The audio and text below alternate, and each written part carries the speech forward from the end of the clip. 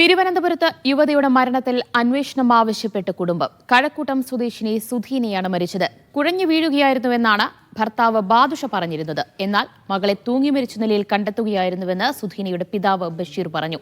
ഇവരുടെ പരാതിയിൽ പോലീസ് അസ്വാഭാവിക മരണത്തിന് കേസെടുത്തു.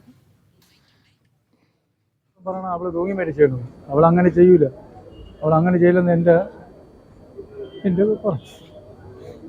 യാതൊരു കാരണവശാലും ആത്മഹത്യ ചെയ്യൂല. അവള് ഒരു പെൺമക്കളും 2 മക്കളുള്ളതുകൊണ്ട് അവൾ ചെയ്യൂല. ഒരു എന്തെങ്കിലും അക്കതിറക്കങ്ങളുണ്ടായി അവള് രാത്രി 10:30 മണിക്ക് വന്ന് ഓട്ടോറിക്ഷ ഓടിയിട്ട് വന്ന് ഒരു പെണ്ണിൻ്റെ വിഷയമുണ്ട്. കൂടെ ഒരു പെണ്ണിൻ്റെ വിഷയമുണ്ട്. ഇവ ആട്ടോ ഓടിക്കാതെ പെണ്ണിനായിട്ട് കമ്പനി അവിടെ ഫോൺ വിളിക്കുമ്പോൾ ഫോൺ എടുത്തുകൊണ്ട് വെളിയിൽ പോയി സംസാരിക്കും.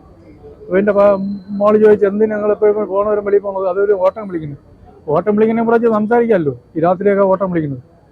അങ്ങനെ പല സംശയങ്ങളായി മോള് ചോദിക്കണമുണ്ട്. അത് ഭയങ്കര വിഷയമുണ്ടായി.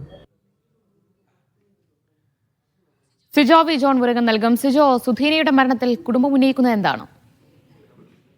ഇന്നലെ രാത്രിയാണ് 11:30 കിടപ്പുമുറിയിലെ ഫാനിൽ വെച്ച നിലയിൽ ഈ